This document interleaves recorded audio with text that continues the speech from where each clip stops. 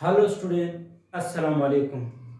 Dear student, आज मैं आपको केमिकल इक्विलिब्रियम के बारे में पढ़ाऊंगा। वीडियो को आखिर तक देखें और इसको स्किप ना करें। डियर स्टूडेंट, जो नए स्टूडेंट हैं वो इस वीडियो को एक बार ज़रूर देखें। क्योंकि ये क्वेश्चन जो है ये मैट्रिक और फर्स्ट ईयर के जो केमिस्ट्री के पेपर्स होते हैं उसमें से ये ज़्यादातर शॉर्ट क्वेश्चन में आता है ये क्वेश्चन।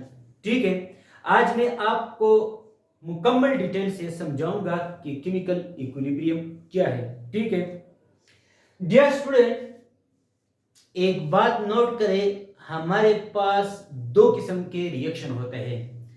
एक होता है रिवर्सिबल रिएक्शन और एक है irreversible reaction. Reversible reaction, those reaction which proceed both in forward and backward direction. Such reaction is called a reversible reaction. यानी वो रिएक्शन जो फॉरवर्ड की तरफ भी जा सकते हैं और फिर बैकवर्ड की तरफ भी जा सकते हैं। इस किस्म के रिएक्शन को हम कहते हैं रिवर्सिबल रिएक्शन। और एक है इरिवर्सिबल रिएक्शन। वो reaction those reaction which proceed only in forward direction. वो रिएक्शन जो सिर्फ फॉरवर्ड की तरफ जा सकते हैं लेकिन बैकवर्ड की तरफ नहीं जा सकते हैं। इस किस्म के रिएक्शन को हम कहते हैं इरिवर्सिबल रिएक्शन। डियर स्टूडेंट, देखें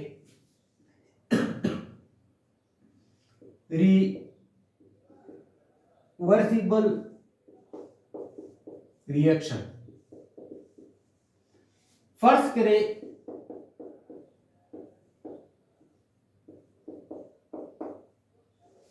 इसको हम कहते हैं रिएक्टेंट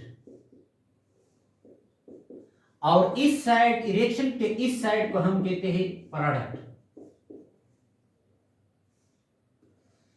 डियर स्टूडेंट, जब ये रिएक्टेंट आपस में रिएक्शन करके प्रोडक्ट बना दे और यही प्रोडक्ट दोबारा आपस में रिएक्शन करके रिएक्टेंट बना दे तो इस किस्म के रिएक्शन को हम कहते हैं रिवर्सिबल रिएक्शन। देखें, हाइड्रोजन और आयोडीन ये आपको देता है hydrogen iodide. Dear student, reversible reaction are those reaction which proceed both in forward and backward direction. Reversible reaction वो रिएक्शन होते हैं जो फॉरवर्ड की तरफ भी जा सकते हैं और बैकवर्ड की तरफ भी जा सकते हैं। देखें, जब हम हाइड्रोजन और आयोडीन का आपस में रिएक्शन करके तो ये आपको हाइड्रोजन आयोडाइड देगा। याद रखें कि इस रिएक्शन की शुरुआत में या स्टार्ट में हाइड्रोजन और आयोडीन की कंसंट्रेशन जो है वो ज्यादा होगा और हाइड्रोजन आयोडाइन की कंसंट्रेशन क्या होगा, कम होगा। लेकिन वक्त गुजरने के साथ साथ हाइड्रोजन और आयोडीन की कंसंट्रेशन आहिस्ता आहिस्ता कम होती जाती है और हाइड्रोजन आयोडाइड की कंसंट्रेशन आहिस्ता आहिस्ता बढ़ जाती है। जो जो ये हाइड्रोजन और आयोडीन या हाइड्रोजन आयोडाइड की कंसंट्रेशन बढ़ती है तो ये दोबारा डिकम्पोज होकर हाइड्रोजन और आयोडीन में कन्वर्ट हो जाता है। डियर स्टूडेंट, ज्यादातर स्टूडेंट पूछते हैं कि ये क्यों रिवर्स होता है। याद रखें डियर स्टूडेंट, मैंने रिवर्सिबल और इरिवर्सिबल रिएक्शन के बारे में पहले भी एक वीडियो अपलोड किए हैं। मैं आपको उस वीडियो का लिंक जो है ना आपके साथ शेयर करूंगा। डियर स्टूडेंट, ज्यादातर स्टूडेंट पूछते हैं कि ये रिवर्स क्यों आ जाता है। ये रिवर्स इसलिए आ जाता है कि यहाँ पर प्रोडक्ट जो है वो अनस्टेबल है। प्रोडक्ट की अनस्टेबल होने की वजह से ये दोबारा रिएक्शन में कन्वर्ट हो जाता है। इस किस्म की रिएक्शन को हम कहते हैं रिवर्सिबल रिएक्शन। एक है इरिवर्सिबल रिएक्शन।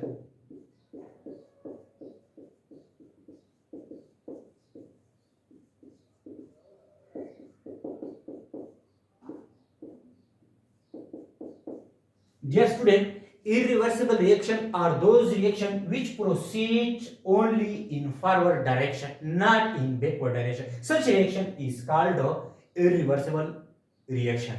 वो रिएक्शन जो सिर्फ फॉरवर्ड की तरफ जाता है लेकिन बैकवर्ड की तरफ नहीं आ सकता है। डियर स्टूडेंट, देखिए NaOH और HCl आपस में रिएक्शन करके Na NaCl प्लस H2O बना देता है। डियर स्टूडेंट, ये रिएक्शन सिर्फ फॉरवर्ड की तरफ जाता है, लेकिन जब एक दफा प्रोडक्ट बन जाए तो ये दोबारा रिएक्टेंट में कन्वर्ट नहीं हो सकता है। अब देखें क्यों। इसलिए कि यहाँ पर जो प्रोडक्ट है वो स्टेबल है। प्रोडक्ट के स्टेबल होने की वजह से ये दोबारा रिएक्टर में कन्वर्ट नहीं हो सकते, लेकिन यहाँ पर प्रोडक्ट की अनस्टेबल होने की वजह से ये दोबारा रिएक्टर में कन्वर्ट हो गया। इस किस्म के ये है रिवर्सिबल और ये है इरिवर्सिबल रिएक्शन। थोड़ा कुछ definition. Dear student, chemical equilibrium. Chemical equilibrium क्या है? केमिकल इक्विलिब्रियम को डिस्कस करने से पहले मैं आपको एक छोटा सा टर्म आपके साथ शेयर करूंगा। वो क्या है देखें।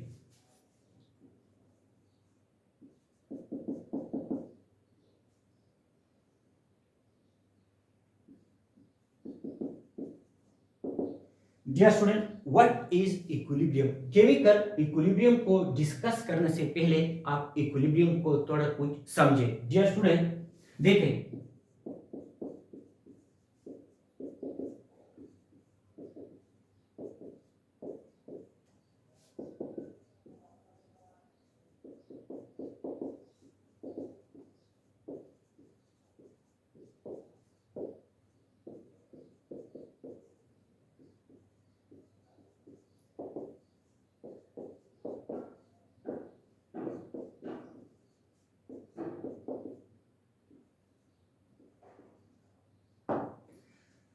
dear student, what is equilibrium? A body is said to be in equilibrium when the net force acting on the body is zero. कैसे देखें। डियर स्टूडेंट, ये एक बॉक्स है और यहां पर पड़ा हुआ है, ठीक है। यहां पर 3 स्टूडेंट जो है ना इस बॉक्स पे फोर्स लगा देता है।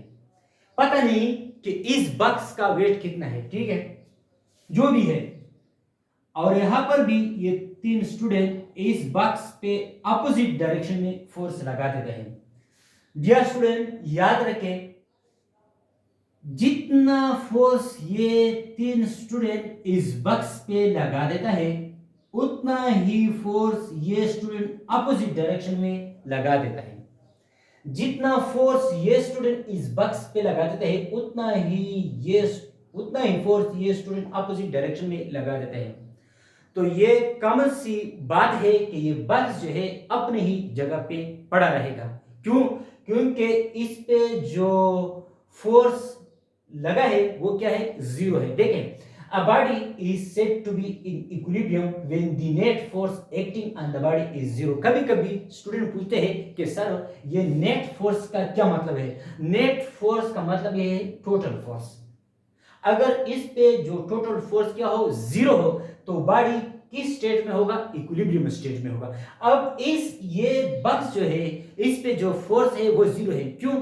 क्योंकि जितना फोर्स ये स्टूडेंट लगा देता है उतना ही फोर्स ये स्टूडेंट अपोजिट डायरेक्शन में लगा देता है। इस वजह से ये बॉक्स जो है अपनी ही जगह पे पड़ा रहेगा, ठीक है। ये है इक्विलिब्रियम। अच्छा डियर स्टूडेंट, ये बात नोट करें कि हमारे पास 2 किस्म के इक्विलिब्रियम होते हैं। एक होता है स्टैटिक इक्विलिब्रियम। ये स्टैटिक इक्विलिब्रियम है जो चलता फिरता नहीं, देखें ये अपनी ही जगह पे पड़ा रहेगा। एक है स्टैटिक इक्विलिब्रियम जो अपनी ही जगह पे पड़ा रहेगा, और एक है डायनामिक इक्विलिब्रियम जो चलता फिरता है, ठीक है। मैं आपको अभी समझाऊंगा कि डायनामिक इक्विलिब्रियम क्या है। डियर स्टूडेंट, अब हम इक्विलिब्रियम की तरफ, केमिकल इक्विलिब्रियम की तरफ आता है, ठीक है।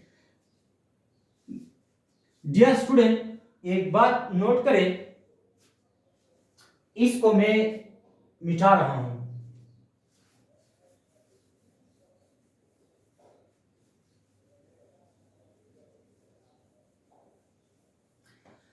अब हम केमिकल इक्विलिब्रियम की तरफ आते हैं।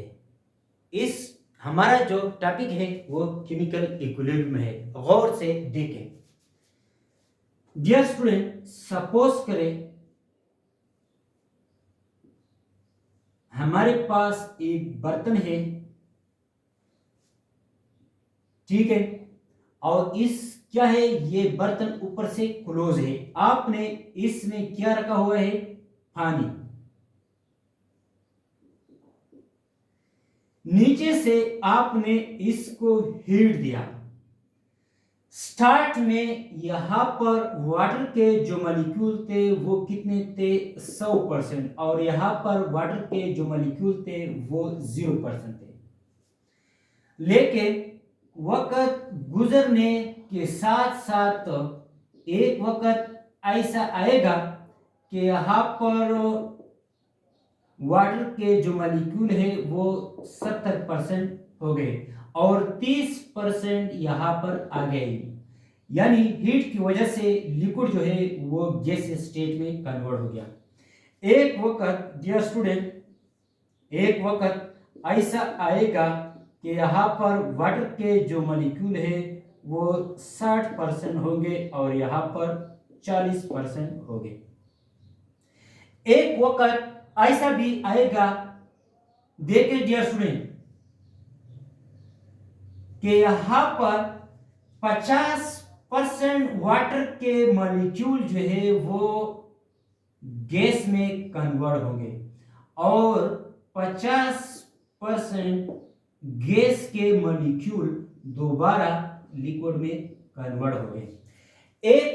इस दौरान एक वक्त ऐसा आएगा कि 50% वाटर मॉलिक्यूल गैसेस में कन्वर्ट होंगे और 50% गैसेस के मॉलिक्यूल लिक्विड में कन्वर्ट हो गए। तो इस दौरान क्या होगा, इक्विलिब्रियम आएगा। क्यों? क्योंकि 50% वाटर मॉलिक्यूल ऊपर की तरफ जाते हैं और 50% गैस के मॉलिक्यूल दोबारा लिक्विड में कन्वर्ट हो जाते हैं। इस स्टेट को हम कहते हैं इक्विलिब्रियम। क्यों? क्योंकि 50% वाटर के मॉलिक्यूल ऊपर की तरफ जाते हैं और 50% गैस के मॉलिक्यूल नीचे वाटर में कन्वर्ट होते हैं। वाटर का गैस में कन्वर्ट होना, इसको हम कहते हैं इवेपोरेशन, और गैसेस का लिक्विड में कन्वर्ट होना हम इसको कहते हैं कंडेंसेशन। इस दौरान हम इसको कहते हैं कि यहाँ पर इक्विलिब्रियम आ गया। क्यों? क्योंकि 50% वाटर के मॉलिक्यूल ऊपर की तरफ जाते हैं और 50% गैस के मॉलिक्यूल नीचे पानी की तरफ आ जाते हैं। तो यहाँ पर एक स्टेट आएगा, इस स्टेट को हम कहते हैं इक्विलिब्रियम। डियर स्टूडेंट, अब हम केमिकल इक्विलिब्रियम की डिफिनेशन की तरफ आ जाते हैं। देखें, a stage during a reverse chemical reaction at which the rate of forward reaction become equal to the rate of reverse reaction is called chemical equilibrium. देखिए dear student, a stage during a reverse chemical reaction at which the rate of forward reaction become equal to the rate of backward reaction is called chemical equilibrium. A stage during a reverse chemical reaction, dear student, याद रखें कि chemical equilibrium जो है या equilibrium जो है वो किस में होगा, रिवर्सिबल रिएक्शन में होगा। इरिवर्सिबल रिएक्शन में इक्विलिब्रियम नहीं होता है, ये बात जहन में नोट करें। अ स्टेज ऑफ रिवर्सिबल रिएक्शन का वो मरहला या वो स्टेज जहां पर फॉरवर्ड रिएक्शन का स्पीड बैकवर्ड रिएक्शन के स्पीड के बराबर होता है। ज्यादातर स्टूडेंट पूछते हैं कि सर ये रेट का क्या मतलब, रेट का मतलब है स्पीड, यानी जिस स्पीड से ये फॉरवर्ड की तरफ जाता है उस स्पीड से ये नीचे की तरफ भी आ जाता है। क्या मतलब ये है कि 50% वाटर के मॉलिक्यूल ऊपर की तरफ जाते हैं और 50% गैस के मॉलिक्यूल नीचे पानी की तरफ आते हैं। तो इस टेस्ट को हम कहते हैं केमिकल इक्विलिब्रियम। डियर स्टूडेंट, याद रखें, ये एग्जाम्पल जो है मैंने आपका कंसेप्ट क्लियर करने के लिए मैंने आपको ये एग्जाम्पल दिया है। एक बात दोबारा नोट करें कि ये एग्जाम्पल जो है मैंने आपको केमिकल इक्विलिब्रियम का कंसेप्ट क्लियर करने के लिए मैंने आपको ये एग्जाम्पल दिया। डियर स्टूडेंट, ये था केमिकल इक्विलिब्रियम, ठीक है। केमिकल इक्विलिब्रियम जो है वो हमेशा रिवर्सिबल रिएक्शन में होता है। अब देखें, मैंने आपको यहां पर बताया कि हमारे पास दो किस्म के रिएक्शन होते हैं। एक होता है, हमारे पास दो किस्म के इक्विलिब्रियम होते हैं। एक है स्टैटिक इक्विलिब्रियम, जहां पर हमने आपको समझाया कि यहां पर भी स्टूडेंट फोर्स लगाते हैं और ये बॉक्स जो है, ये डब्बा अपनी ही जगह पे पड़ा रहता है। ये है स्टैटिक इक्विलिब्रियम। और एक है dynamic equilibrium. Dynamic means movement, यानी वो डायनामिक इक्विलिब्रियम यानी वो इक्विलिब्रियम जो चलता फिरता हो। क्या हो? चलता फिरता हो। इस किस्म की, अच्छा डियर स्टूडेंट, हम इस केमिकल इक्विलिब्रियम को डायनामिक